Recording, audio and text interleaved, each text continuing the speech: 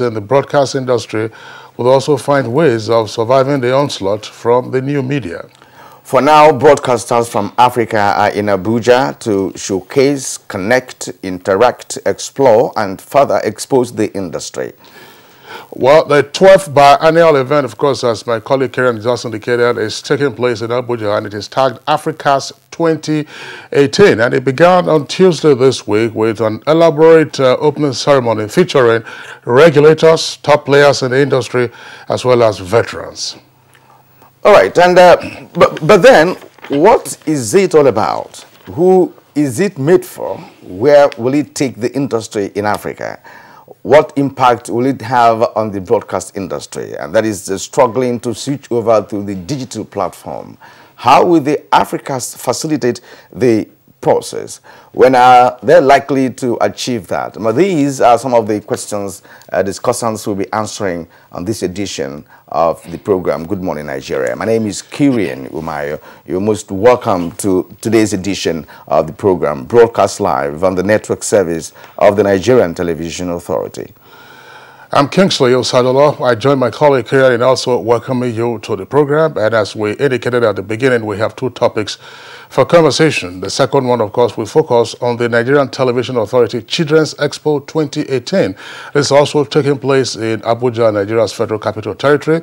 And because of the expo, we have young innovators from across Nigerian secondary schools who have converged on the arena. That's right here at the Abuja headquarters studios of the Nigerian Television Authority. We'll have some of those innovators as well as the organizers for the Nigerian Television Authority.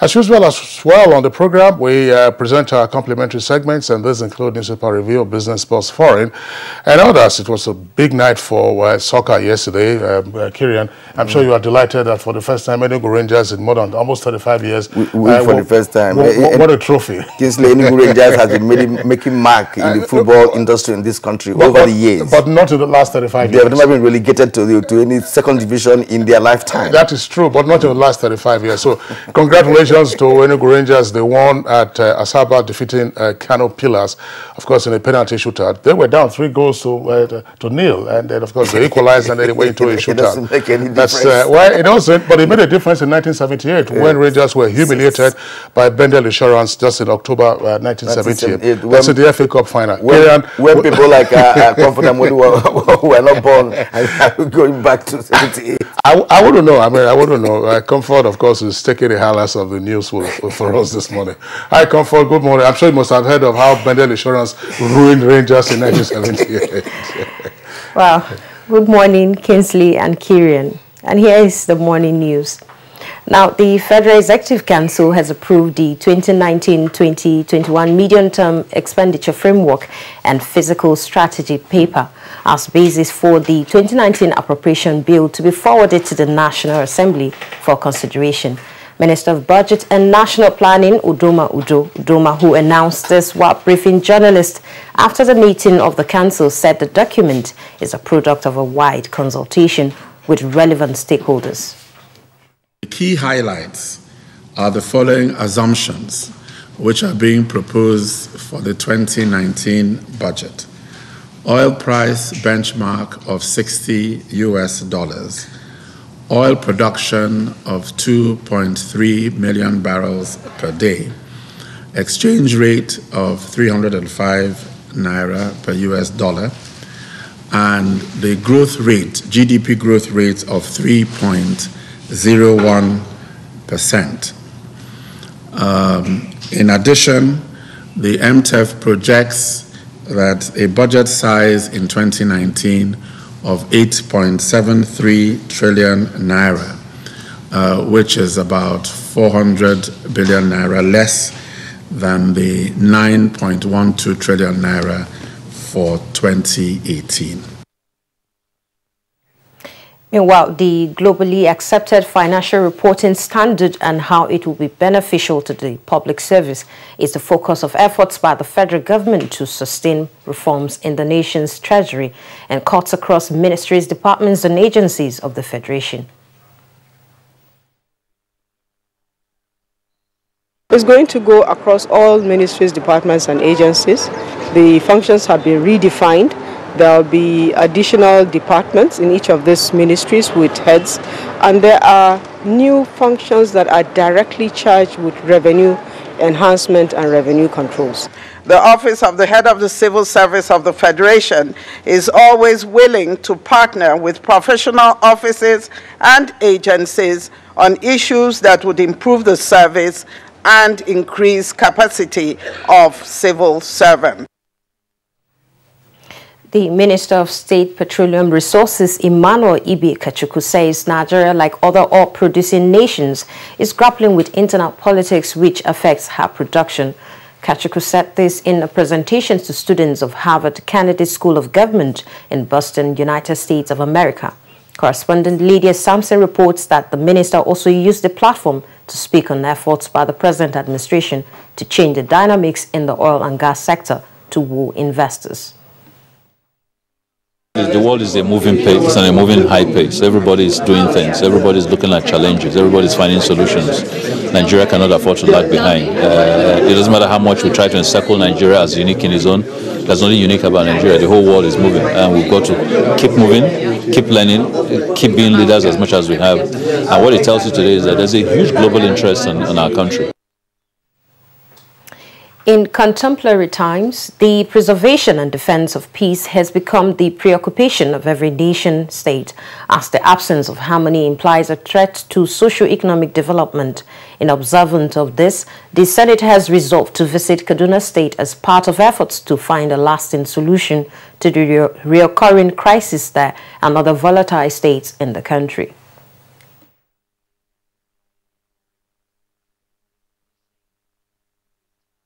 To quicken the process on the release of the paramount ruler of Adara land, the Agwam Adara, the motion puts the spotlight the need for us to embrace peace and tolerance.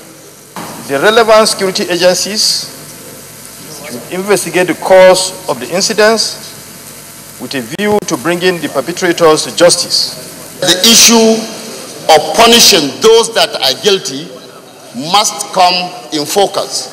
Never to stand to assist those in need of assistance for food and other medical. If we all agree, we will pick a date where we will have this. I would suggest it is better probably in a closed session we have that and discuss it frankly.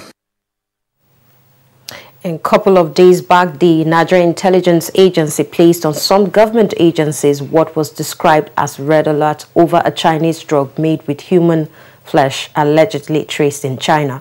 The said drug, according to information, was smuggled into Nigeria. Consequently, the House of Representatives has set in motion an investigation into the matter. Concerned that making a human remains drugs and consuming them a crime against humanity, which can also lead to serious health challenges. Minister of Interior Abdurrahman Dambazo has reiterated the federal government's commitment to re-equip security agencies towards combating ethno-religious crisis. The minister said this when officials of the ministry visited Kaduna on an assessment of the scenes of the recent crisis.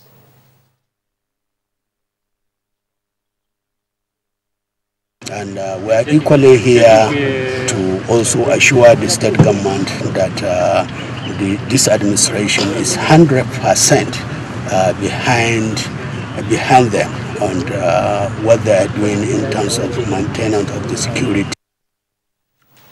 Meanwhile, the Nigerian Army begins Operation Crocodile Smart 3 in the south-south zone of the country.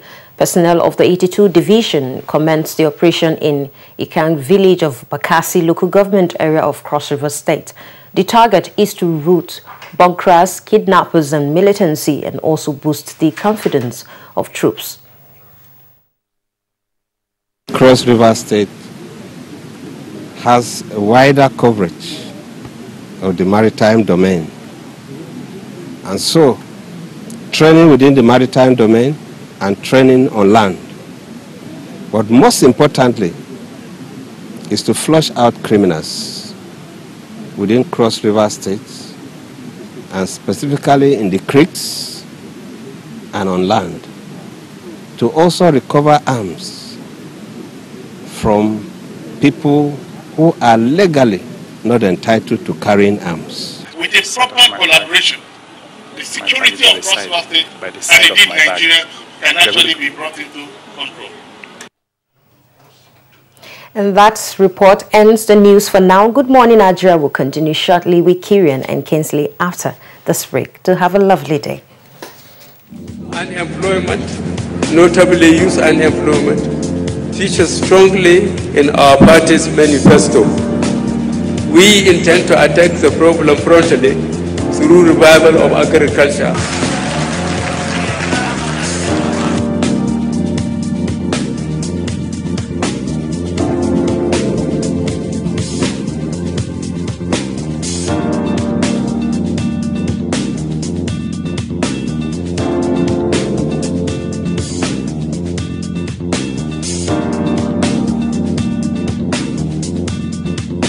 The 30K is going a long way. Actually, I bought an acre of land for 60K like 2012, and presently I have a cassava farm and a yam farm.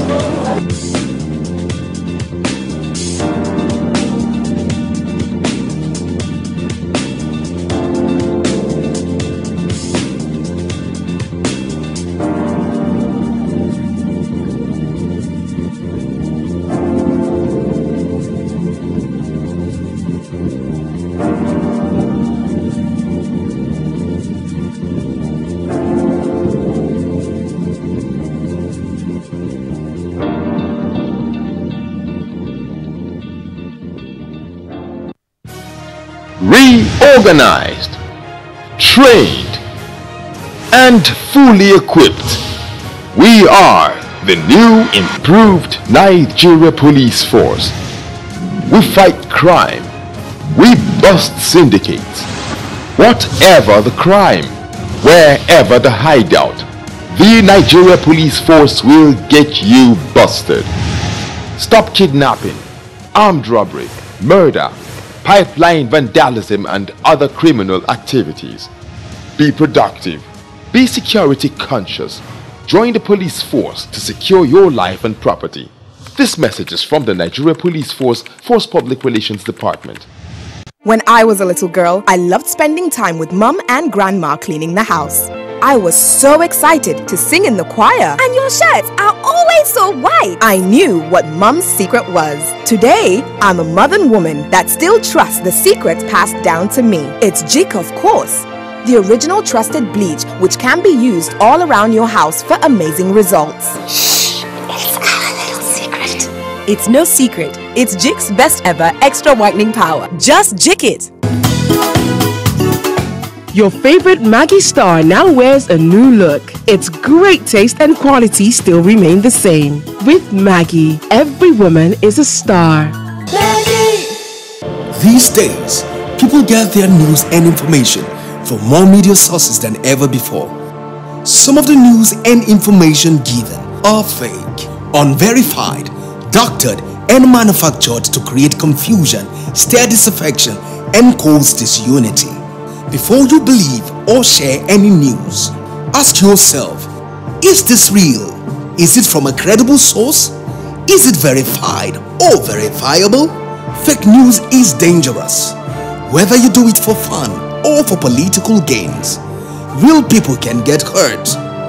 Fake news, don't create it, don't spread it. This is a public service announcement from NTA. Caring for the patients of typhoid and diarrhea is our responsibility, and these illnesses are often spread due to eating with unclean hands, so I recommend Dettol, as it protects from up to 100 illness-causing germs. That's why I want to be Dettol sure. Dettol, be 100% sure. Dettol soap is now also available for 100 Naira only. Well, you're watching Good Morning Nigeria on the network service of the NTA. We'll now move on to the next item on our schedule, newspaper review.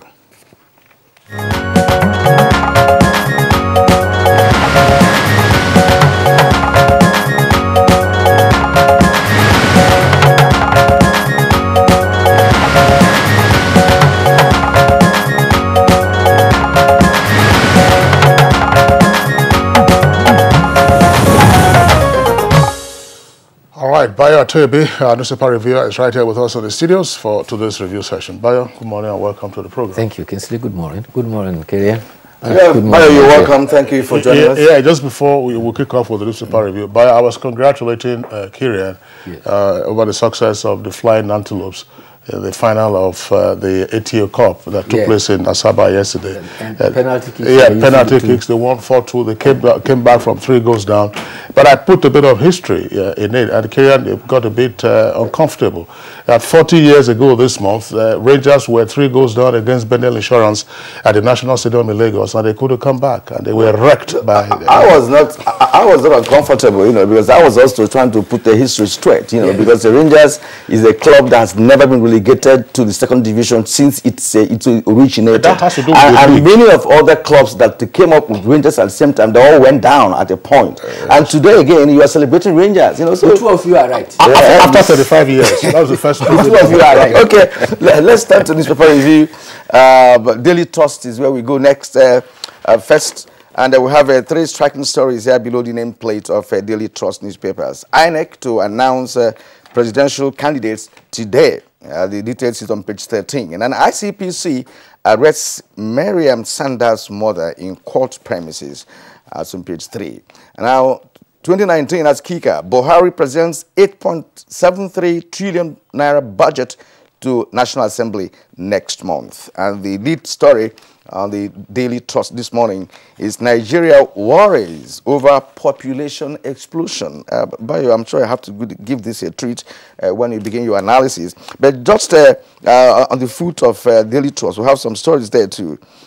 Council ES right Buhari as protest slows down in NHIS. That council has been in the news for a while now. It's on page 7. Now, Kaduna relaxes 24-hour curfew is on page 3, or page 8 rather. Now, ex-airways workers get payment alert. That's good news. All right, let's turn our attention now to the New Telegraph. New Telegraph above the nameplate says NLC threatens to shut down Nigeria. And it has 2 riders. Tells Nigerians to stock houses with food. Waba, that's the NLC president, no work, no pay, won't stop strike.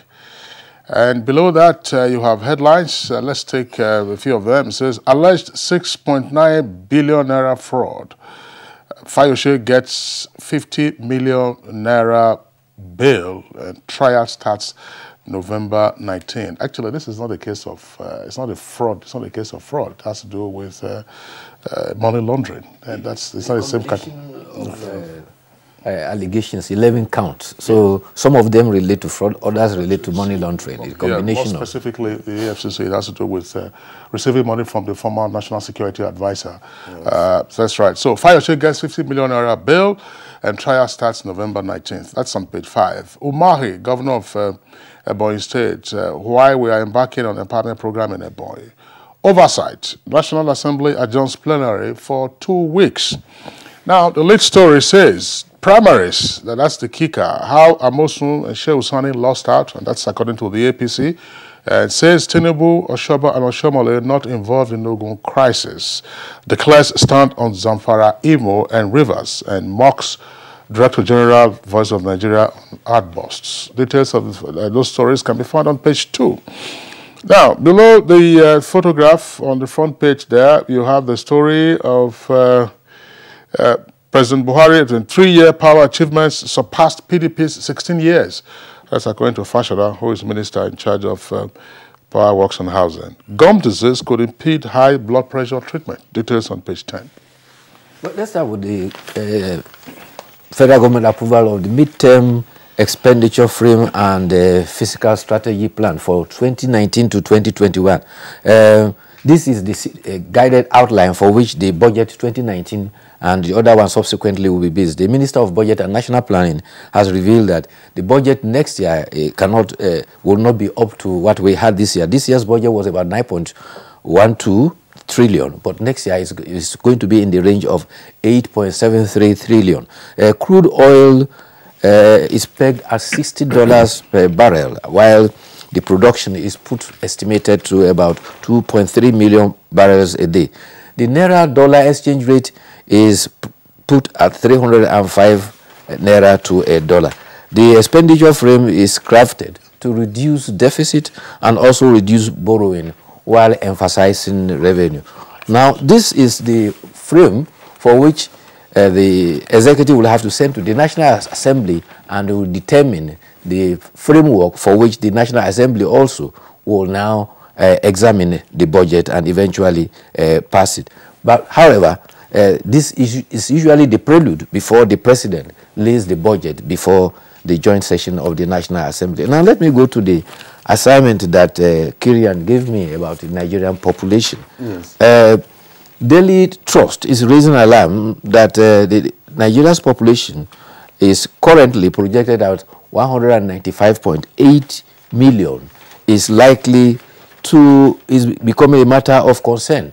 And the newspaper has traced the population of Nigeria from 1955, when it was 41.8 million, up to the year 2020, when it is projected to be about 206 million.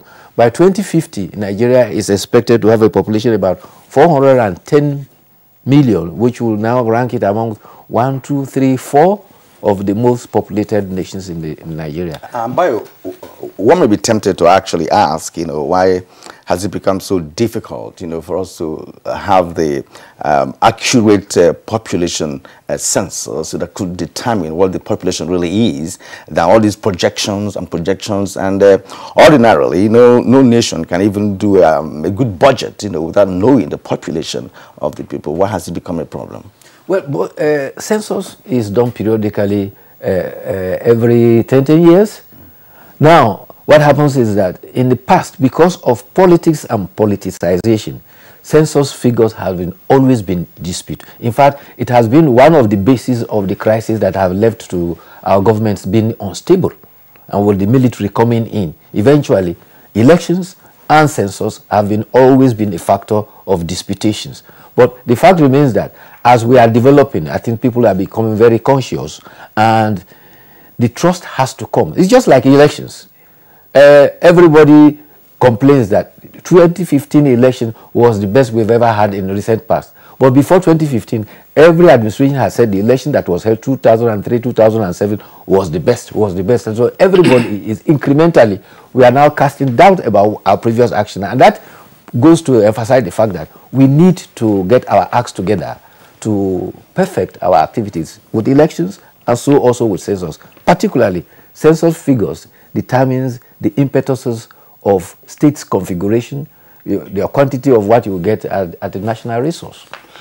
All right, Bayo, thank you very much for your explanation. Kirian, you read a story. Let's just perhaps focus again on the lead story of the Daily Trust. It says Nigeria worries about population explosion. There's no doubt about that. I'm sure earlier this week we all read the story of the Minister of Finance, Zainab Ahmed, reportedly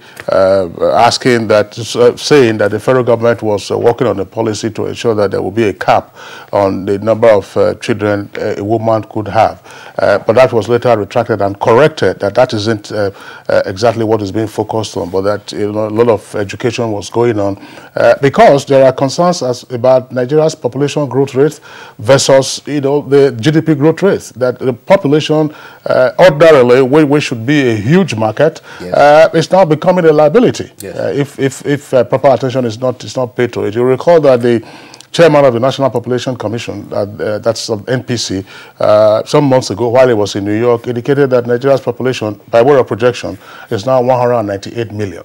Now, one of my concerns with the illustration by the Daily Trust is the source of the data that is published, and it says world meters in an outline platform that features live world statistics on population. That is the source. Now, in the post-independence period, Nigeria, Bayo, as you rightly observed, and in answer to the question by Kirian, we've had challenges with conducting rancor-free census exercises. 1962 disputed, 1973 disputed, but to an extent, 1991, that's under Babangida, seemed to have been reasonably accepted. And but there were also issues with 2006, conducted under President Obasanjo's administration. But those figures, the major concern, if you recall, in 1988, the Babangida military government brought out the policy of 4 children per family. And if you look at Nigeria's population at that time versus what it is today, it's virtually double. And that's why there are concerns. The economy is not growing as fast as our population is exploding. Well, Bayo, okay, let me go through Daily Sun quickly before you conclude your analysis. Besides the nameplate of Daily Sun, it says Senate demands probe of Kaduna killings. It's on pages 9 and 8. As reps investigate Chinese drug made from dead babies. Now, the lead story here says, as EU meets opposition party leaders, our fears for 2019 elections is on page 6. And it says, 2 riders, we can't trust INEC, says PDP. Your fears unfounded, business. That's according to APC and INEC. And the photograph there, in the front page of the Daily Sun, there are stories besides that picture. Minimum wage, NLC issues final warning strike. On page 37, FEC proposes 8.73 trillion for 2019 budget. And now UK briefs federal government on Nnamdi Kanu's movement. That's on page 10. Let's return to Bayo. But on this Fayose story, it says alleged graft, Fayose granted bail but barred from traveling abroad. Yes, the Nigerian Labour Congress has advised Nigerians to stockpile food because it's going to shut down the country coming November 6th. And to make their threats a reality, they will show a show of strength on 30th of this month. However, the whole argument is this. NLC says the agreement has been reached at 30 naira as minimum wage. Federal Minister of Labour says no agreement has been reached because the position stood, the negotiators stood differently. State government stood at 20,700, federal government stood at 24,000, organized labor agreed 30,000, and labor also consented to 30,000. Now, the contention now is what is actually the agreed minimum wage. And the rule for negotiations is that all parties within the negotiations must come to an agreement. As it stands now, NLC is saying that it has been an agreement. And the Minister of Labor and Employment is saying an agreement has not been reached. And again, there's still a lot of I's and T's to be crossed. They have to reach a consensus.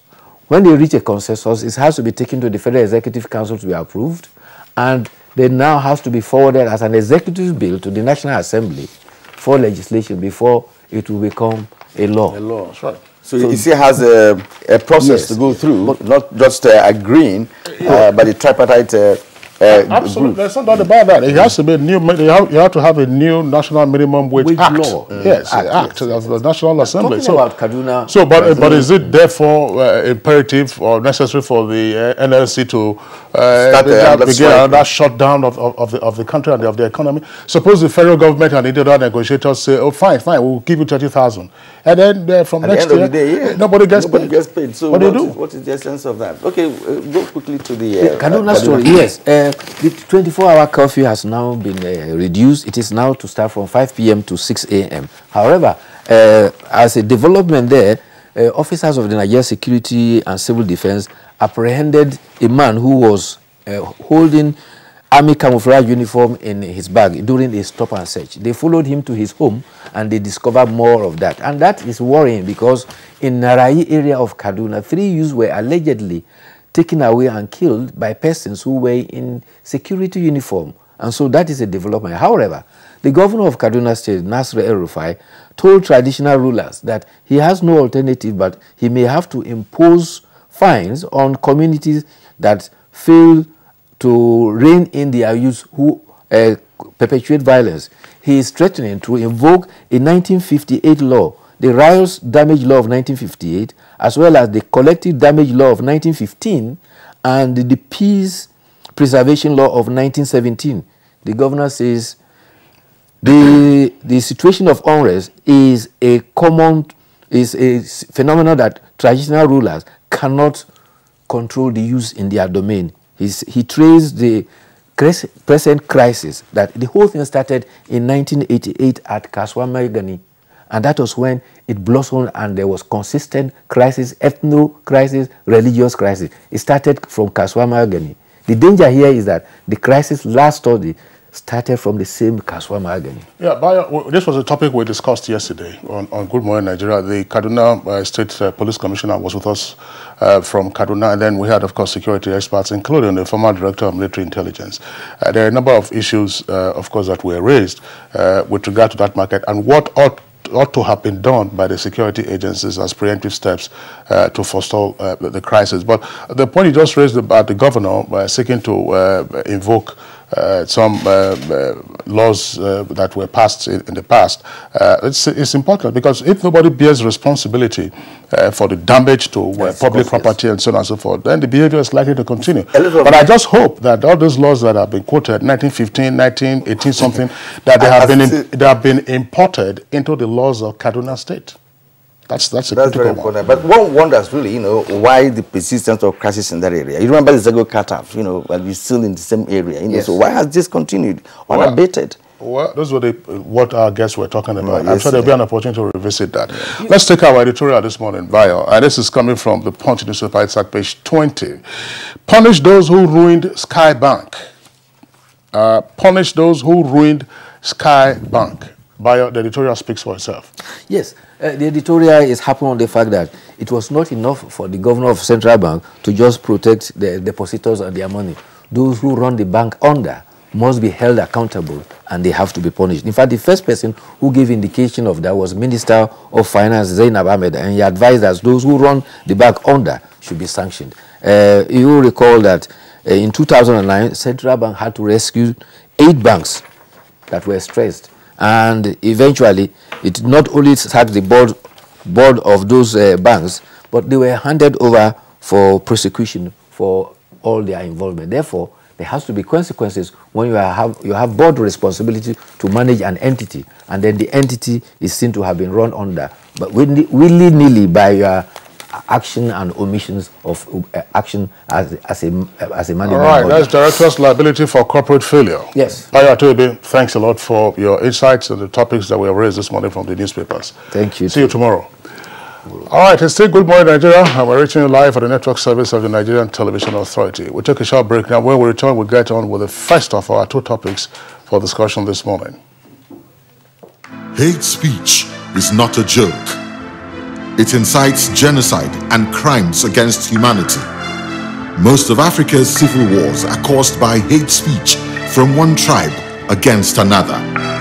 We don't want it here. The Nigerian government stands firm against hate speech. Under no conditions whatsoever should we tolerate or excuse or justify hate speech or hateful conduct of any kind, especially where such is illegal. There's no doubt that the resurgent push for separatism, as well as the rising cases of ethnic and religious disharmony, are all traceable to the growing phenomenon of hate speech. One nation bound in freedom, peace and unity. Nigeria, one nation, one people.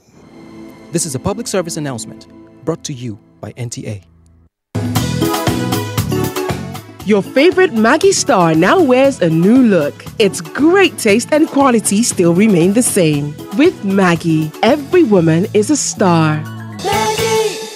When I was a little girl, I loved spending time with Mum and Grandma cleaning the house.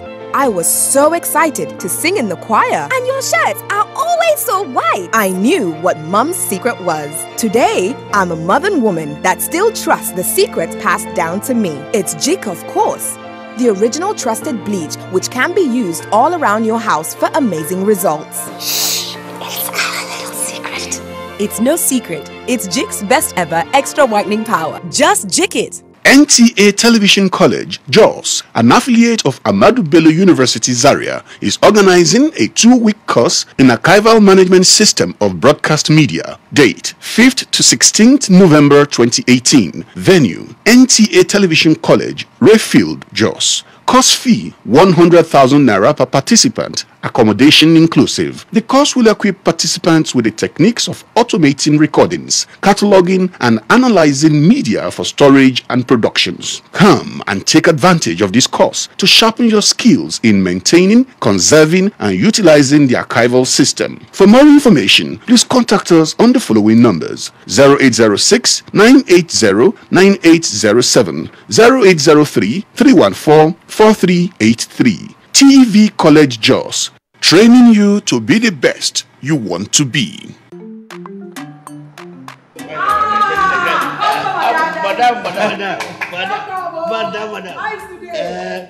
Brought us as usual. As usual. You have no problem. For the three put you are welcome, sir. As usual, yeah? You take that one. You take that one. You don't understand? We want Nigerian homegrown rice. Finish. You don't have? You don't have? Join the rice revolution today. No other rice that tastes like Nigerian rice.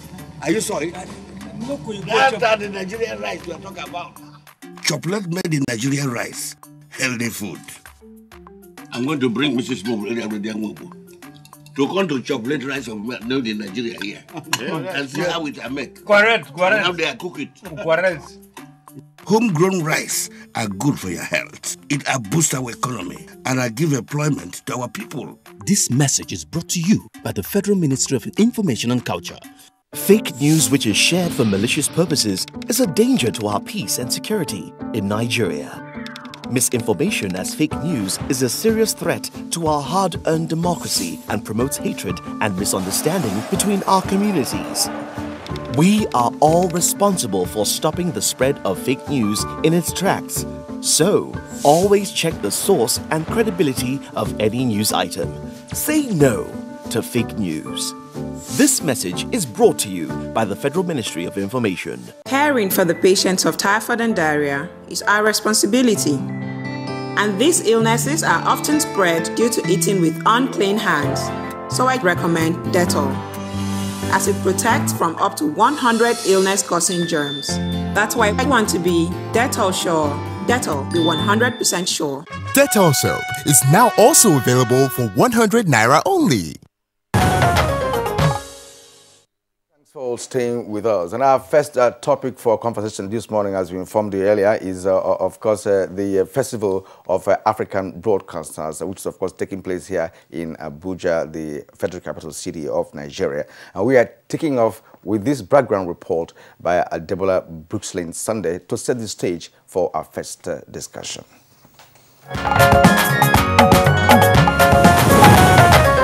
For about 23 years now, media practitioners have always converged on Nigeria for their showbiz. Wonderful program. This year, about 700 delegates from across the globe are in Abuja to discuss on the dynamics of broadcasting in the digital era. Or what the MBC is doing.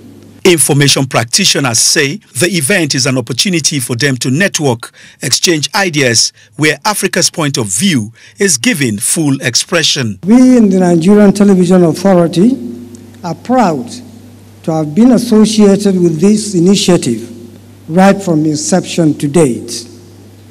We will continue to support the NBC and other stakeholders in this venture because, among other things, it reinforces Nigeria's position as a giant in Africa.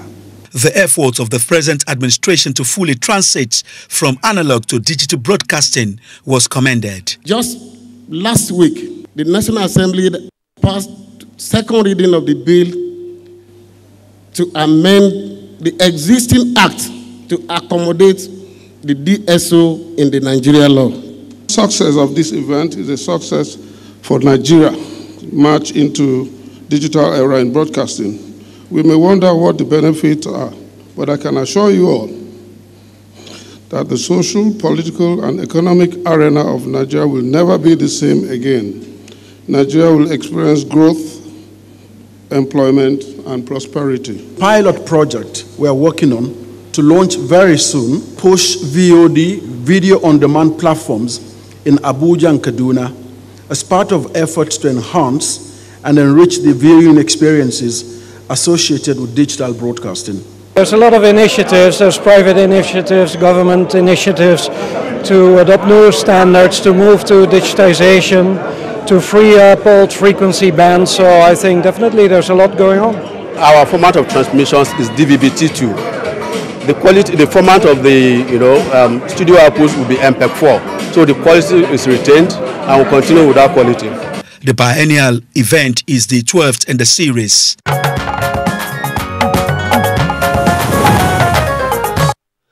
Thank you very much, Adebola, for that background report. Now we have 3 guests with us here in the studios to discuss issues related to the Africast 2018. First, we'd like to welcome Professor Armstrong Idachaba. Idachaba is, of course, the Director of Broadcast Monitoring at the National Broadcasting Commission here at the Abuja headquarters. Professor Louis Armstrong, I'm almost tempted to call you at all times. Welcome to our studios again. Thank you very much. Good to see you again, Kingsley. All right. Also here with us in the studios is Zahid Mirza. Zahid Mirza is chairman of Renmore and Glocom Limited. He's a veteran in the broadcast industry, some 45 years experience in the UK, Middle East, and Africa. Zahid Mirza, pleasure to have you with us on the program. Thank you very much for inviting me. Okay. Also here with us in the studios is a veteran broadcaster, now managing a business related to broadcasting in Kano, Abdul Karim Mohammed, Managing Director of Moving Image Kano. Pleasure to have you with us this morning. My pleasure. Thank you so much. All right, gentlemen, you're welcome to Good Morning Nigeria once again. And let's begin this way. Well, if you just watched the report by Buchlin Sunday, the speakers at the opening ceremony of this year's Africast actually commended the initiative. And 23 years on, let's look at what Africast is all about and what is targeted at, what are supposed to be the impact of such festival on broadcast industry. I'd like to begin with Professor Idachaba. Thank you very much, Kiran. Africast indeed is Nigeria or Africa's response to a global imperative all over the world. Over time, the broadcast industry has advanced its course by organizing conferences, conferences of intellectual, academic discourse nature, and also activities surrounding manufacturing of broadcast equipment and usage of such equipment. And these conferences have also provided opportunities to re-examine trends in the broadcast industry globally. Before Africast, Nigeria used to be a mere participant at similar international conferences. And of course, the disadvantages are obvious. When you go, you learn, of course, and then you are exposed to the international market where you just go as a buyer. So we decided to change the narrative by also considering the idea of an African broadcast convention that will be situated in Abuja, and one that will also derive global attention. And I think that over the years, since 1996 till now, Nigeria has been able to do just that. We have placed Africast on the global calendar, and even as you saw in your background report, we have people, speakers coming from across the world to contribute to the very engaging intellectual discourse. And we also have credible, reputed broadcast equipment manufacturers bringing in their products into Nigeria, and we have somehow created a very robust broadcast market and broadcast industry in Nigeria building up to the process. What is the theme for this year's Africast? Africast this year... and why the choice of the theme? Africast this year is broadcasting in the era of digitization. I think that the focus is really to create a nexus, to create a synthesis between the evolving technology of digitization and how Nigeria and indeed the world can cash in on the advantages of the digitization of the broadcast industry. Of course, you are aware that globally, the digitization of broadcasting is the topical phenomenon. And in Nigeria, we have also initiated efforts over the period to also dynamize and radically digitize the broadcast industry. We are in the process. A lot has happened so far, and there's still a lot more to do. We hope that by concentrating on these issues, we'll be able to probably re-examine our gains, and then we'll look at our achievements, and then we'll also can look forward to a much more productive digital engagement going forward. Well, I think my worry about your submission with respect to digitization is the fact that we've been there for too long. We've been in the process for too long now. The target then was 2015, and I went 2018, and we are still moving. Kinsley? Well, yeah, that's a matter that we'll raise later in the course of the conversation. Exactly. I'm just wondering, Zahid Mirza, who, of course, has broadcast industry experience in the UK, Middle East, and Africa. I just find out from you, is this your first attendance at Africast? And if it isn't, how is this different from previous participation that you had with Africast? But if it's your premier attendance, what are your observations? Yes, it's my first time. I heard about Africast from NBC several times during other shows. So we thought that I think it's important that I come and participate in it. One of the very important things which is happening in Nigeria is the digital switchover and digitization. So these are the two very important subjects, and I thought it would be a good idea to understand and feel what actually is happening in that field. So having been in the show, I felt that there is a great interest from companies around the world. But I think the more importantly, what I find is the NBC has taken very strong initiatives, which is very heartening to see that an organization is actually driving it and inviting it and making it more attractive for experts to come in and to participate in this transition. The transition is a challenge, is a change, and the change is always difficult. So I think this change has to be managed very carefully, diligently, and for people of Nigeria. How is this different from some other similar events that you have participated in elsewhere around the world?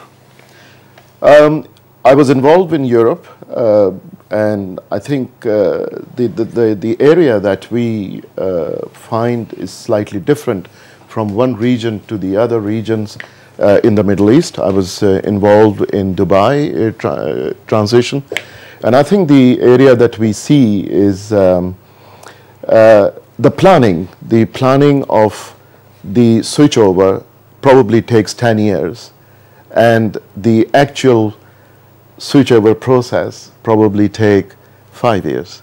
So I think the more investment is in the planning. My observation and understanding so far is that this planning process is started some time ago, and in Africa especially, every region and every continent has its own challenges, and I think Nigeria, being a African country, very important African country, very big African country with a lot of challenges, I think had its own challenges. So therefore, the process is actually happening, and we are part of it, working with NBC. And I think there are a couple of issues that have been identified in the DSO project, which is mainly number one important item is affordability, second one is availability, and really the third one is educating people. All right, thank you indeed, Zahir Mirza. We will return to you in a short while. I took the two words there, affordability and availability, the funding and all of that, because quite frankly, what has been the debate of move towards the digitization is that of funds, because we're talking about equipment and other facilities. Now let's go to Abdulkarim Mohammed, who is an experienced broadcaster. Now, what is your assessment of Africast as a concept designed to advance broadcasting on the African continent? Well, of course, being a broadcaster, you may have attended more editions of Africast before now. Sure, I did, and I think my own take on this is the fact that when you look at broadcasting, certainly it has to do with technology. And we're talking of digitization is not separable from technology. So the key thing is the exposure this platform offers to people that are in the broadcast industry to first come and network with each other, and secondly, be exposed to the latest in terms of technology, which is happening. And most importantly for me, I would say the workshop series that have been organized, you know, because capacity building is a key factor in remaining afloat. My degree is BSc Radio, Television and Film, and I finished my service in 1979. If I'm to rely on my knowledge of what I read, you know, I wouldn't have been relevant today. But this kind of platform keeps on availing me with new things and trends that is ensuring that I remain afloat in the industry, because certainly the key thing is to see what is happening in terms of technological advancement and keen in to ensure that you are an important player in the process. And some of the topics that were chosen for discourse in the course of the platform offerings, things like social media, how in fact it has been described as tsunamic disruption to broadcasting, you know. So these are things that you don't pick up in textbooks, but you can pick up from other people that are sharing experiences. And it was quite enriching because, yes, how do we key in as broadcasters to ensure that the tsunamic disruption of social media, for example, does not uproot the traditional media form of working. And that, I think, for me, some of the take-homes that the MBC platform of the Africast is offering to a person like me. Now, talking about technology, because that is key to broadcasting. Talking about technology and looking at Nigeria's situation with respect to that, what would you consider that should be our focus now with respect to transition to digitization? Because if it doesn't happen, that means we are left behind while the other part of the world are moving on. This is a very important question. You know why? Because what is happening in terms of globalization is to ensure that everything that is happening is in uniform, whether it's in the developed nations or the underdeveloped. And what is key for me is the fact that content development is the key, because we need to develop original content. Take Nollywood, for example. When we were serving in Vision 2020, in 2009, we were confronted with the fact that Nollywood has taken Nigeria to #3 producer of content, but we were envisioning for the country to be top 20 by 2020. So here is an industry that has taken us to that level. What does that say? Because we didn't prepare for where Nollywood has taken us, it didn't take us rightly there. Because some of the content that is being developed is not representational of Nigerians or how Nigerian way of life is. So with digital migration, I would think the concentration should be on content generation and how it is supposed to bring out content that really tells stories about us. All right, thank you very much, Abdulkarim Mohammed. You were referring to your NYSC. That was 1979, I believe. Yeah, that's when I joined NTA. Oh, congratulations. So you have your discharge certificate. All right. Yes, I do. Okay, congratulations. Let's bring it again, because NYC issues have been, of course, in the news, you know, all around. So congratulations. Let's bring it again. Professor Armstrong Idachaba. We will drill into aspects of Africast, but tell us, who are the promoters or the drivers of Africast 2018, and who is eligible to participate, and what kind of attendance do you have at this year's event? Interestingly and curiously, Kingsley, over the years, Africast has been an initiative. It has been a baby, a creation of the National Broadcasting Commission.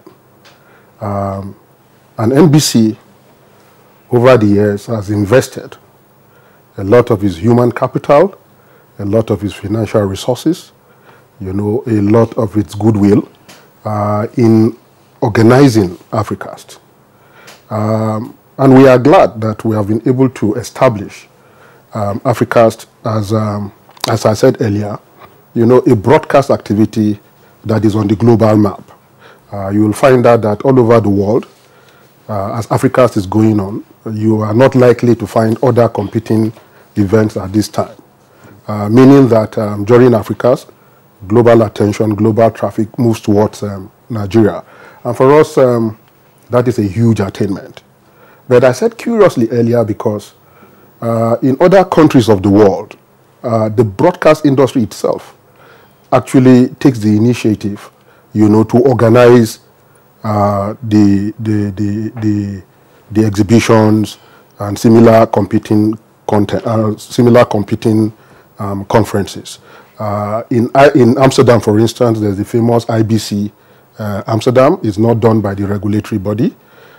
In America, the one that is consistent and very steady is the NAB-NAP. In fact, it is called the National Association of American Broadcasters. So it's organized by the broadcast industry.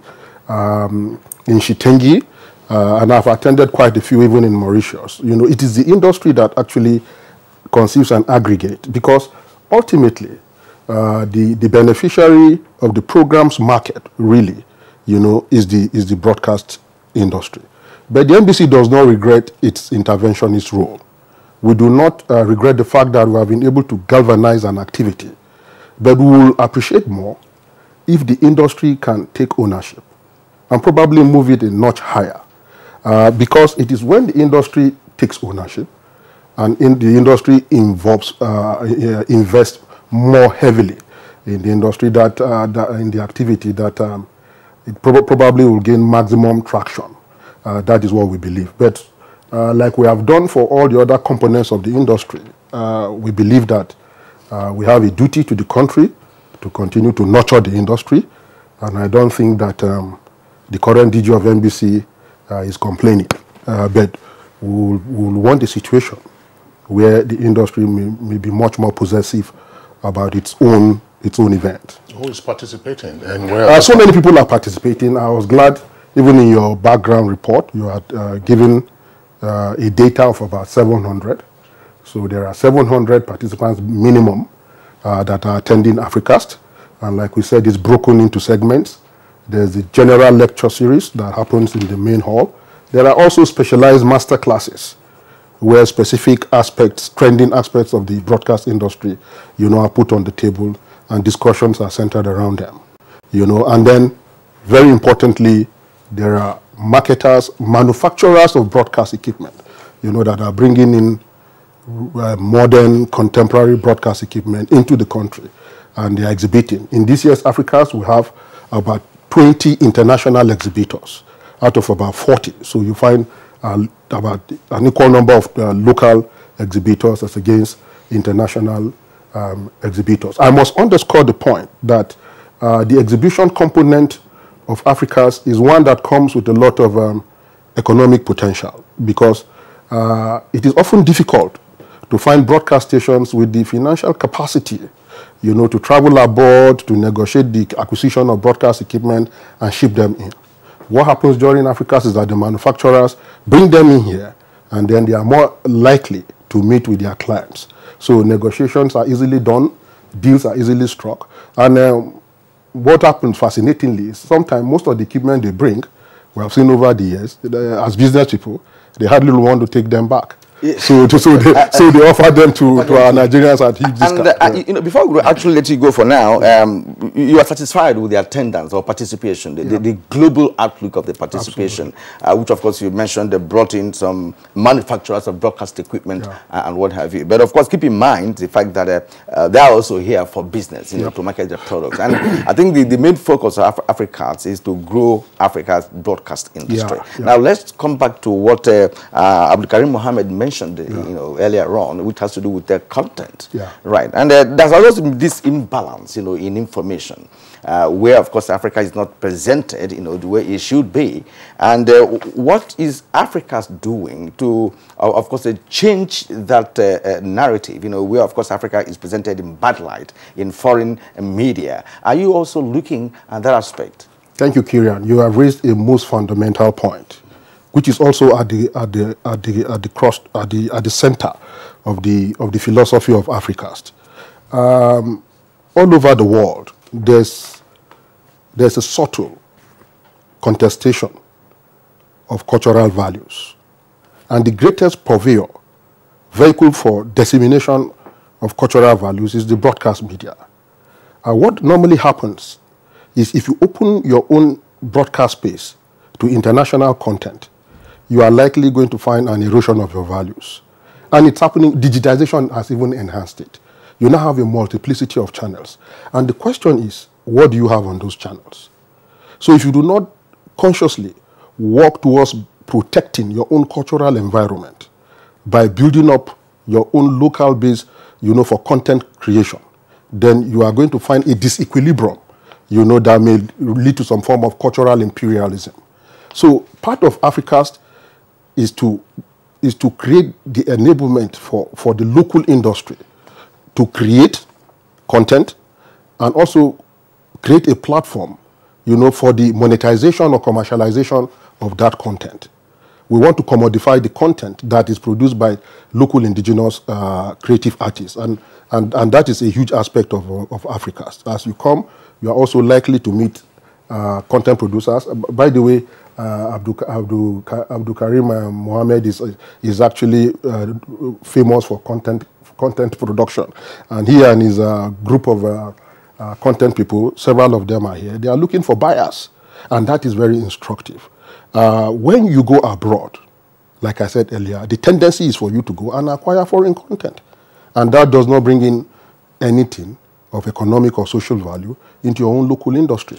But when they come here and they see what you have, they are more likely, to also pick from here your own content, and that's increasing the commercial base of the Nigerian creative industry. All right, Professor Dachaba, thank you very much. Just before we bring in Zahir Mirza, I would like to return to Abdul Karim Mohammed. Abdul Karim Mohammed, give us a sense of what the attitude is at the moment with regard to Nigerian broadcasters, public and private, in receiving content generated locally, and what barriers, if any, that content creators are having to face. Well, in the first instance, I think one of the major problems, whether public or private, is the fact that we do not appreciate that quality content comes with cost. So majority of our programs do not attract funding that will make them qualitative enough to be competitive. And that is, I think, where we have a huge problem in the country. The sort of content that is being produced, you can see that the quality is compromised. However, with what is happening now, many of the stations do not have the budget to buy local content, because the cost of producing local content obviously will be higher than that of the international content, in the sense that the international content would have gotten a local market within the country of origin, so they might have even broken even. So whatever remains of the international market is an addition to already maybe breaking even at home.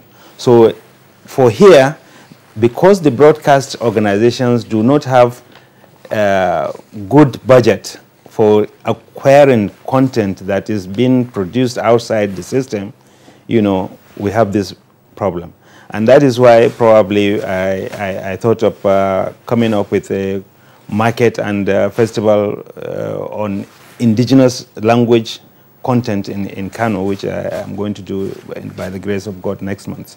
The idea is to have a platform that we can expose our content to other countries that will be appreciative of the kind of content we are having. And because of piracy again, you know, you see it puts pressure on the local content drive. By the time you do your content, before you break even, somebody has pirated the copies of what you have and has made your investment sort of a loss, literally. Now, thank you indeed. Zahid Mirza, you have listened to Dr. Dachaba and Abdul Karim Mohammed talk about content, talk about information imbalance. You are coming from the UK, so we'd like you to also give us a perspective to all of that. Very, very interesting. I think there were three key things mentioned in this discussion. One was the contents, which is the king. We call it contents are king. Technology, and Dr. Armstrong mentioned something extremely important, and that is cultural erosion. This is the key for all of it, because if the satellite actually could serve the needs for the media, there was no need for DSO, digital switchover. I would like to actually spend maybe just a couple of minutes, if I may, for the average viewer who watching this program must be wondering why suddenly contents become so important, why suddenly digitization, why do I have to change my television, why do I have to buy this new set-top box. I think just 2 minutes. This digitization is actually imposed, is not a choice. Because just as at home you see that your telephone, your watches, your radio, everything is now getting compressed, much more advanced, much more software based. Same thing happened, that technology impacted actually the television. Now what happened is that 50 years ago, each country was given 4, 5, 10 frequency by the International Telecommunication. They are the regulator of giving frequency to transmit programs. These frequencies could only transmit one channel because the technology was old, analog technology. Digital technology made it possible to transform that one analog frequency and channel into 20 to 25 channels. That meant that one channel that you had before, the digital technology, by virtue of its compression of images, could put 20 channels on the same pipe. So you could look at this as a pipeline, water pipeline, and you have a pressure of water going in there, and suddenly, because of the technology, the pipe got broader. Now the water pressure is not enough, and that's the contents. So basically, now each frequency, now there are 20 channels. So let's say if Nigeria had 10 frequency, 10 times 20, you got 200 channels available now. That's where I come to the cultural erosion, because when something is empty, it's got to be filled in. And how would it be filled in? The cheapest, easiest possible way, and that is get programs from outside. Some of it are gifted, and gifted for cultural erosions that Dr. Armstrong mentioned. Very, very important point. And this is why the government and each government is so keen not to give up the DSO, but actually use DSO as a protection, as an opportunity to preserve the culture. And it's very, very important. So I hope you understand why suddenly the contents are become so important. Now, actually the time, as I earlier mentioned, that there were 10 years spent on planning and 5 years on implementation. Here, what we find is that the technology is ready now. as Dr. Armstrong said. But now the biggest challenge and onerous is on the content creation. And as Mr. Abdul Karim said, he's got the biggest challenge, actually. The second challenge is the affordability of the boxes, availability, and the choices. We must give our user a choice. They must be able to choose what they want to use. We must not impose anything on them, because today they have a television, they watch it, and somebody comes along and say, you got to change it. Well, change needs a choice. So I think back to your question, if I maybe deviated a little bit, but I think it was for the viewers, because they needed to know why is all happening. So I think the major attention now is content creation, and these shows in Africast and what NBC and NTA is doing is a great way moving forward to invite production, content creation company. In fact, I would also pick up one very important point Dr. Armstrong said. He said, notch up. It's got to notch up. Absolutely right. We need to move away from technology. Technology is consuming too much time. Now is the time for content. Now is the time to create, right? And we need to actually spend more time in bringing production companies, content creation companies, to help Nigeria and Nollywood to create contents. Thank you very much, Zahir Mirza. That's why we're going back again to Armstrong Idachaba. What is the industry disposition towards the imperative of creating content? And of course, also dealing with some of the challenges articulated by Abdul Karim, for instance, with regard to cost, piracy, and of course the financial anemia of some of the broadcast entities. Thank you, Kingsley. I think that the Nigeria creative industry is one that is unique in several ways. If you trace the history of the evolution of the film, television, content production industry, you will find out that over the years, it's one segment of the Nigerian creative industry that has emerged on its own, principally without major government backing.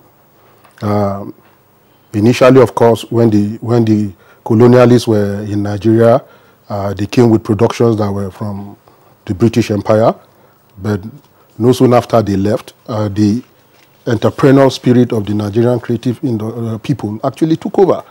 You remember the era of Ogunde and the other people that came up that were doing strictly private funded productions. Even at that time, they had no government backing.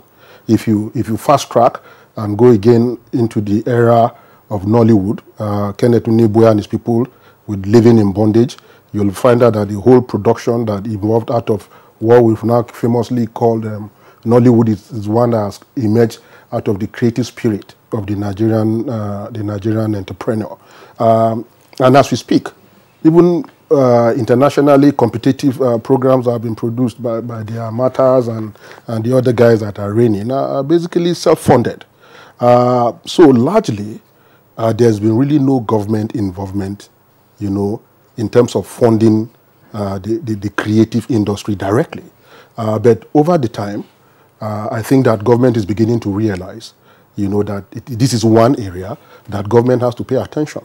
And that is why we are now beginning to see quite positively that organizations like the Bank of Industry are financing a lot of people in the entertainment industry. There was a time where content was not regarded as having any collateral value within the financial sector. But that has changed. Content is now viewed as an estate, right? And you can actually use it. If you have a bank of content, you can use it to access huge amounts of loans, which is already happening. So there's some degree of funding. But I think that government will do more, having realized, right, that the creative industry, the entertainment industry is perhaps the biggest, earner of income or earner of income and finances within the Nigerian economy. Not long ago, when the economy was rebased, it emerged that the creative industry was largely responsible for the leap that we found. So it is good that government does invest more.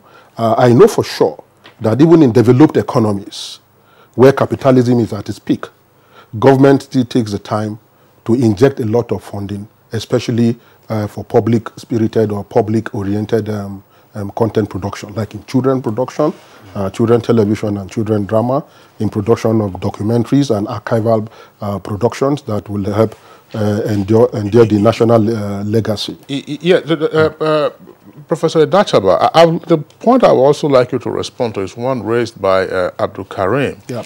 Now, you have content creators. Now, who are those that will buy the content from them? Some of the broadcast entities, he said, seem to be financially anemic. That's one leg of it. But even for the content creators, you've talked about private attempts or private efforts at financing their creations on the back of industry also coming. Do you have financiers other than the Bank of Industry attending Africa's 2018 to see the opportunities that may be inherent in meeting with some of the content creators and say, no problem, we'll take advantage of your estate of creations and then use that as a basis for security for whatever facilities we are extending to you? Yeah, over the years, we at the NBC actually consciously use Africast as a platform for exchange of ideas between those who are willing to invest in content and those who are producing the content. And regardless of the fact that we're in the digital era, like Zahid and Abdul Karim have said, content remains the main issue. What I can say with regards to the potential for the commodification or the monetization of content is that the digitization of broadcasting is also opening the revenue potential for content marketing. And the interesting thing, even yesterday I listened to an interesting discussion with regards to the emergence of the digital era, which Karim was referring to when he talked about the tsunami effect of the social media. For me, the social media, like satellite and all other emerging technologies, are just avenues and platforms for the dissemination of content. Now, what should happen is for content creators to re-examine, to view and critically analyze which platform particularly suits their creative endeavor and which platform can help to give leverage to whatever content they are producing.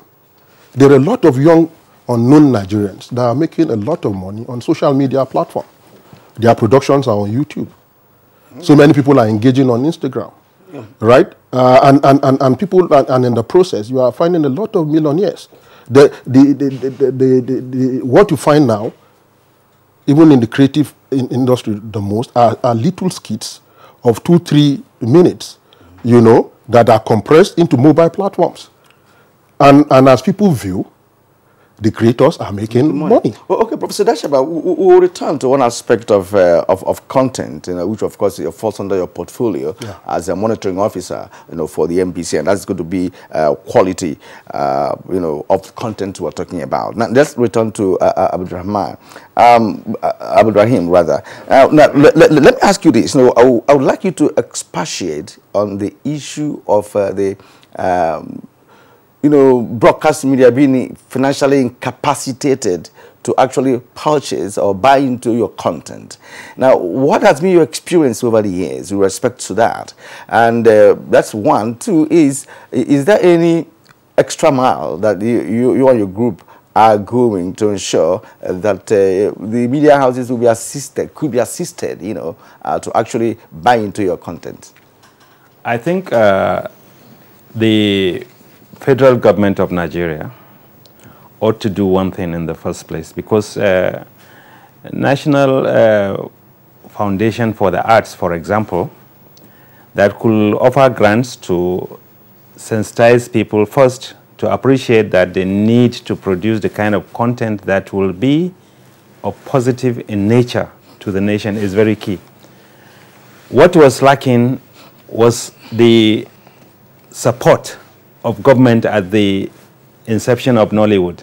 And we are still suffering from that up to today. So with the advent of digital migration, where you are going to have from one analog source, you are getting 25. In Abuja, we are getting 30 channels plus one for information. So it means that 24/7 transmission will require 24/7 programming. And without content, there wouldn't be the exploitation of the opportunity that is being provided. So in the first instance, I will appreciate that the National Foundation for the Arts should be considered with immediate effect. First, public and private sector content creators should access funding from such platform. To go back to your answer, I think it's an issue of mindset for me, looking at the both public and private sector content generation system. It's a question of mindset. We have this feeling that you can produce content almost without nothing. And that has got to change. If we have policymakers that I'm sitting in, for example, as a executive director of programs, but I do not see the need for me to depend a budget that is sizable enough for me to attract the kind of content that will be of quality, because one of the participants is saying that content is king. No, quality content is king, because if it is not qualitative, it won't wear that crown. So we need to know that as policymakers, we have to defend budget for content creation wherever we are existing, whether public or private. And I think we are suffering from that inertia from that side. Well, I mean, tell us, that's the part of the question that Kirian asked.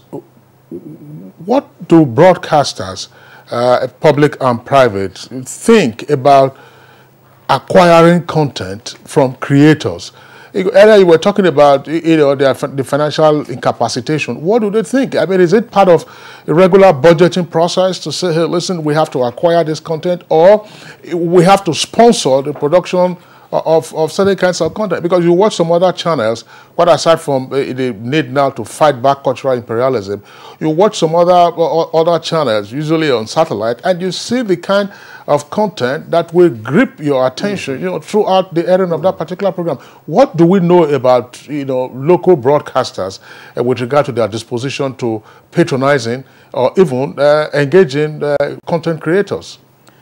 In the first place, NTA is the mother of almost everybody that has to do with content generation when it comes to issue of Nollywood, for example. But NTA, criminally, I will say, brought in The Rich Also Cry. That was the beginning of our problem. The content was good, and Cockcrow at Dawn had to give way for productions like that because of why? The cheapness. It's cheaper to acquire that and air it, and it becomes a hit. So the eyeballs that The Rich Also Cry, for example, attracted, replaced the eyeballs that Cockcrow at Dawn attracted. And fundamentally, for me, I look at the beginning. Once you have the beginning of a problem, you are halfway towards solving it. So the attitude of NTA would have been, no, I will not acquire this. I am a national carrier, and projecting the cultural aspect of this nation, I shouldn't bring competition that will dampen this. Because it is cheaper, that trend has gone on. Even in the budgetary allocation of content locally suffered, because it is cheaper to bring in those things. So I need us to appreciate this problem. Yeah, that's historical. Yes, historical. Yes. You don't have the imitation by some other states. I want to come in there. The advent of NTA acquiring Rich Also Cry, for instance, wouldn't that also bother on the fact that it's a quality content that, of course, challenged the quality that we have, before that? Wouldn't have be a kind of something that will generate a kind of a competition from within for us to now step up our quality in our production? I disagree with you, because it didn't happen that way. I want to share his perspective. Yeah, it didn't happen that way, because the importation of now telenovelas and TVs are very common, because the cost aspect is very attractive. There is no way that you will say it will be for local programming. No. But if our policymakers at that time appreciated that they needed to defend budget, sizable budget, that they can do local programming, we would have competed. Because we are watching other channels. It's not as if we don't watch other programs or other national programs. So that is not the issue. The issue that mindset has got to change. We need to understand that we have to defend budgets for content creation, whether as a public broadcaster or as a private sector, so that we can... All right, Abdul Karim, thank you very much. Let's take very briefly now the tweets that have come in. Mutana Farouk has this tweet. The broadcast industry in Africa has relatively done well in terms of political, economic, and social reportage, although more still needs to be done, especially in the area of addressing the plight of rural dwellers. The regulatory process must also be stringent to ward off quacks. To ward off quacks, rather. All right, Onoye Victor says, congrats on your Africast initiative. The new era of digitization in the Nigeria broadcast industry is quite commendable and should be pursued. I say it is a global imperative that will expose Nigeria to the civilized international community. Dele Jack Solomon tweets, Africast must not fail to live up to its objective of relating to Nigerians and other countries of the world a truthful, comprehensive, and intelligent account of the day-to-day occurrences at local, national, and international events without sentiment, bias, or prejudice. All right, from Mutana Farouk, Nigerian roadmap to digitization of broadcast industry seems to be sojourned into procrastinative vehicle. Okay, I called relevant stakeholders to actuate the necessary actions in order to concretize the plan into workable and feasible realization. Well, this guy has a lot of language, bombastic. You guys are doing good job. Thank you. All right. Well, the question you raised there, Kieran, if you recall, in the early part of this conversation, you had also raised that. Are we on course with the digital switchover, or are there challenges? We're told that 3 years ago you might not be able to watch channels, but people are still watching television. Ilachaba, very briefly, before we sign up, because we are pressed for time. So I think it's important to also use this opportunity to tell Nigerians where we are with regards to the digital switchover. As we speak, we have rolled out in 6 states. Our digital map is across the digital signal is across the country with regards to national and regional channels. All that remains is for us to roll out terrestrially, and we have decided to do that on a phase level. About 6 states, 1 representing each geopolitical region, and we hope that everything considered with the affordable set-top boxes. In the next 12 to 18 months, we should complete a national rollout, and then we'll begin to do our analog switch off. Okay, we just hope that will not last forever. We are very much okay. Thank you very much indeed. At this point, we'll have to really appreciate you all for being here this morning on the first segment of our conversation on the program. Professor Armstrong Idachaba, thank you for coming. Thank you, Kiran. And we'd also like to thank Zahid Misra, chairman, Remoral Globacom Limited, Globacom Limited. He came all the way from the UK to be part of Africa, so you are here for the first time. Congratulations for coming to the largest black nation in the world. Thank you. Thank you. And of course, Abdul Karim Mohammed, Managing Director, Moving Image Kano. It's been a pleasure talking to you this morning. My pleasure as well. All right, we'll take a break right now, but when we return, we are going to the second leg of our conversation, which is on science, technology, and innovation. Stay with us. Can I see your particulars, sir? Officer, my particulars no dey here. In that case, you'll have to come with me to the police station. Officer, which levels? Where I for find you something make you take arrange your weekend. What? Offense number 1, driving without particulars. Offense number 2, trying to bribe an officer of the law. I won't harass Nigerians or take bribe. Change begins with me. This message is brought to you by the National Orientation Agency in conjunction with the Federal Ministry of Information and Culture. Nigerians. Suicide bombers are not spirits. They are not ghosts. They are human beings like you and me. They live amongst us, They are your neighbors. They are your friends today, but terrorists tomorrow. So you must know your neighbor now. Security begins with you and me. Know your neighbor. Be vigilant. Be security conscious. Report suspicious persons, objects, and movements to the police and other security agencies. The security of our nation is a duty for you and me. If you see something, say something. Nigeria, unite against terrorism. This message is brought to you by the Federal Ministry of Information and Culture. All right, you're welcome back, and it's still Good Morning Nigeria, reaching you on the network service of the Nigerian Television Authority. Now, let's take this background report from our correspondent, Dennis Adegunloye, with regard to the Children's Expo organized by the Nigerian Television Authority at the arena here at the Abuja headquarters studios.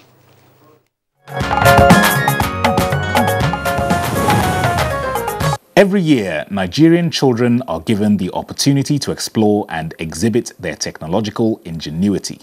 And as part of its corporate social responsibility, the Nigerian Television Authority, NTA, is very much alive to its role of encouraging and harnessing the potential of young children, who at the end of the day are the leaders of tomorrow. This year's theme at the NTA Children's Expo is Achieving Self-Sufficiency in Agriculture. And with the array of talent on display, the understanding of even young children of the importance of this sector to the economic growth and development of Nigeria can be described as encouraging. Shamsuddin Jibril from Saudana Memorial College, Kaduna, is one of such children whose passion for innovation is exhibited here through his mini agro quadcopter. As he explains, the purpose of this gadget is to make the lives of farmers much easier. There's kidnappers that are kidnapping people. They cannot go farm. They are afraid of those kidnappers. Maybe they are fighting, they are going to kidnap them. That is why the farmers now, they are not going to their farm. That is why I say I'm going to embed this in order to help farmers for monitoring their farms, in order to scale their farms. Shamsuddin is just one of thousands of young children participating in this year's expo, holding in all NTA stations across the country, with both the junior and secondary categories competing for various prizes. More important than this, however, is the creativity on display and the genuine belief on the part of the participants that their various inventions have the potential to address the challenges facing the nation. And it is this passion within these children, how to further sustain and propagate it, that will form the basis of discussions for guests on Good Morning Nigeria.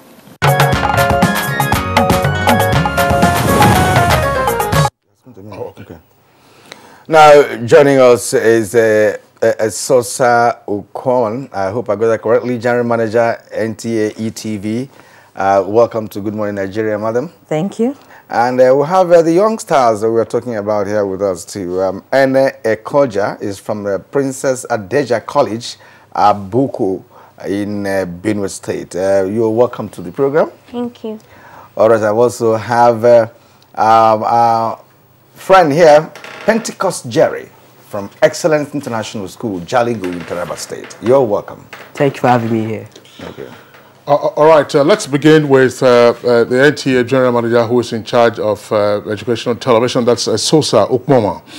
What's the major theme for Children's Expo this year, and what have you found out so far? Well, we wanted to highlight the challenges in Nigeria. So the theme was to be about security, agriculture, and power, because those are the three challenges we have in the country. So we wanted to challenge the children to come up with projects based on those three aspects of the country. Okay. And what have you seen in terms of the exhibitions? Like you could see in this report, they've talked about farmers having problems with herdsmen, so they cannot go to the farm. You saw one of the children inventing something to protect farms so they could monitor their farms. So such things, we could see such projects coming up, which is quite useful for the country. Well, Kingsley, I've had the privilege, actually, to cover this Children's Expo actually for 3 good years, because, of course, it was under Science, Technology and Innovation Desk. And I've seen various inventions and innovations, very, very amazing ones coming from the young people. And let me now go to Ene Ekoja to ask her this question. Now, let us know the area that you actually focused this year. Well, the area I focused on was on the area of flood, because almost every year Nigeria experiences flood and it damages the crops that farmers have planted. So I now created an early flood detection device which will be able to detect flood at its early stage to prevent the damage of crops. Now, what is the process you use? Well, I use the transistors, the resistors. I also use the variable for connecting all the materials on it. And then I use the water tank. Well, I also use the connecting wires to connect all the materials together so that it will give me a very perfect early flood detection device. Have you put it to test? Have you put that to test? Yes. And the result was yes. Perfect. Yes. How does it work? I mean, how does it detect at the early stages that flooding might occur? Well, in the device there are 3 sensors. So these 3 sensors have a work to send the signals to the LEDs, which means the light emitting diodes, to also give warning to the farmers and the individuals in the society that there's going to be an occurrence of flood. So they will start taking safety measures like the dredging of rivers and also creating of more drainage system. Okay, before we bring in Pentecost, when you say it sends out a warning signal, let's assume flooding is going to occur. Let's assume flooding is not likely to occur in 5 or 10 days' time. At what point does your device begin to issue the warning signal? How many days before then? Well, it depends. When the rain is falling and it touches the first sensor, that's the green, it means we are safe, but the water is adding. When it touches the yellow, that means warning. And then when it touches the red, it means danger. Okay. So if it's to occur maybe 10 days, it might be on the yellow if the water is still average, but there will soon be danger. But Kingsley, what do you really deduce from what this young girl has told us? Because oftentimes this thing comes and ends, and going further, advancing, the course, becomes difficult. Because for what is said, this can be done, and we can have our own local detecting machine. Absolutely, it can be elaborated, no doubt about that. And incidentally, on Good Morning Nigeria, we have always hosted some of the participants of the Children's Expo. I recall we had them, one of the last set of participants we had, one of the young boy, came in here with a kid. I think he was from the southeast or so. But that's, I mean, that's just by the way. But in terms of ideas, in terms of the thinking that they have, it's that they are thinking scientifically. But thinking scientifically, it's not just sufficient. And as the general manager indicated, when you focus attention on solving problems that appertain to a particular society, then your thinking, your scientific innovation becomes relevant. Exactly. You recall, for instance, just before we bring in Pentecost, we were discussing here, political parties, particularly the major parties, organize primaries, organize conventions that will last for 36, 48 hours. Why don't you have a system, an electronic system, where people can cast their votes and then you get the votes speedily? All right, Pentecost, what's your area of interest? Well, try and look at our camera, not at the ceiling. So my area of interest this year is on tolerance. Tolerance.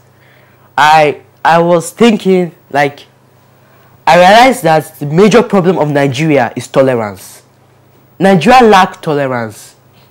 No, Nigeria has the population of over 196 million people. And do you know, Nigeria has over 165 universities? And in these universities, there are over 10,000 professors. If all these professors are properly utilized, Nigeria will be self-sufficient. But we don't have tolerance. Tolerance is what Nigeria lacks.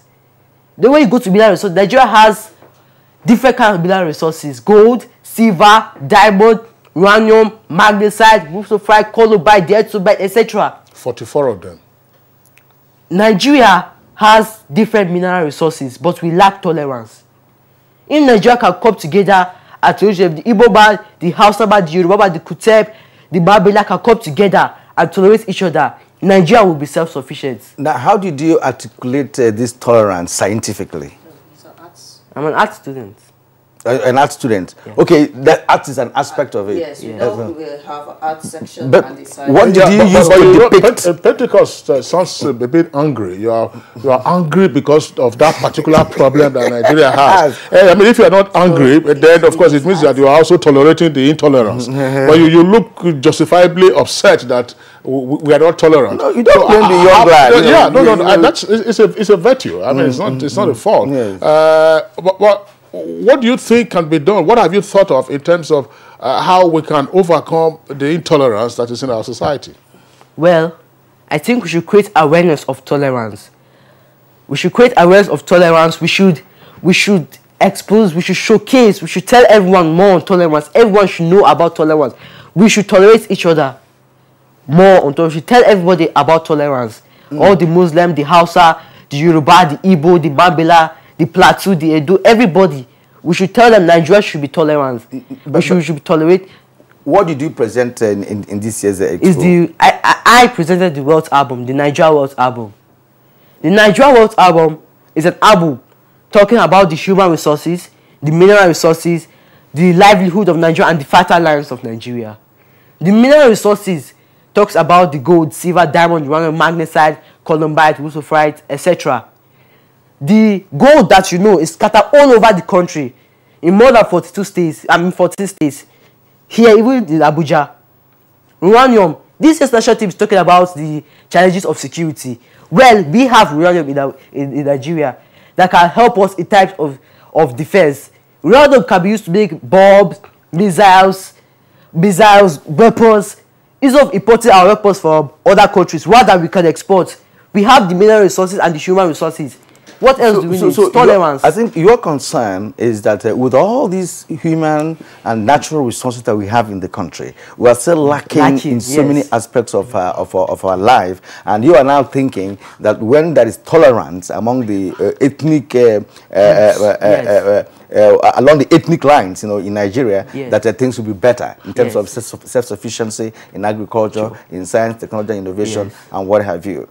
Thank you indeed. Let's. Kirian, just before we leave Pentecost Jerry, that's his name. What do you think is responsible for our unacceptable level of intolerance? Well, what I think is the cause of our intolerance is the ethnic groups. Right from time. We've been fighting Nigeria right from the 1969, from the war. Nigeria has been fighting. The Hausa, the Igbo, the Yoruba, we all war, we all have conflict, we all fight. Well, if we can come together, have unity, if we unite, Nigeria, in fact, I believe Nigeria will be the richest country in the world. Well, that is why that's one aspect of the expo, minus the projects. We have children from around the federation.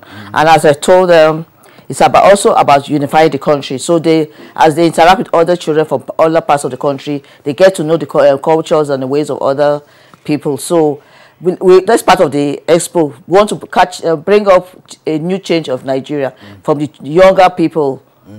Okay, madam, let's say this. You've been in TF for a while, as a staff, and this expo is not new to you. Now, what are you going to be doing differently from what other GMs of ETV, did with respect to ensuring that the expo does not just end in the NTS arena, and it goes beyond that? Yes, well, I just came in, but as an engineer, so I have a passion for technology. We have projects. I wrote to some government agency which they respond. I intend to follow up Proda, raw material agency. We want them to get involved, get the patents, China and all these other countries, they started from these schools projects and developed it and expect to around the world. So I intend to collaborate with more of government agencies and knock on their doors so many times, because we write them and they don't answer. So I tend to knock so many times. Why not involving the private sector? Same thing. We wrote to some of them. Maybe they feel, oh, it's not going to generate money, so they're not interested. All right. What did you inherit? Because this isn't the first expo. What happened to previous exhibits or exhibitions at the expo? What development came out of what the kids exhibited? Well, we serialized the projects on one of our NTA programs, Young Inventors. So at times we get calls from mostly some traders that they're interested in some of the projects, how they can know about it to make use of their businesses. That's what we have at the moment, the interest and usefulness of the projects at the moment. But we want to take it to the next level, get the project painted so they can be commercialized. I think, Kingsley, what is lacking, perhaps, could be the fact that, when you write to all those people in the private sector or government agencies, you may have be reaching them courtesy of ETV. But I'm thinking that if there's a possibility of NT as a corporate body, engaging such establishments, that it could of course yield a better result, because invariably all the editions, this is the 12th edition of the expo, all the editions we've had, they usually end there. I mean, nothing comes. So that's why I asked you, what are you going to be doing differently? That's right. From the past GMs of ETV. Yeah.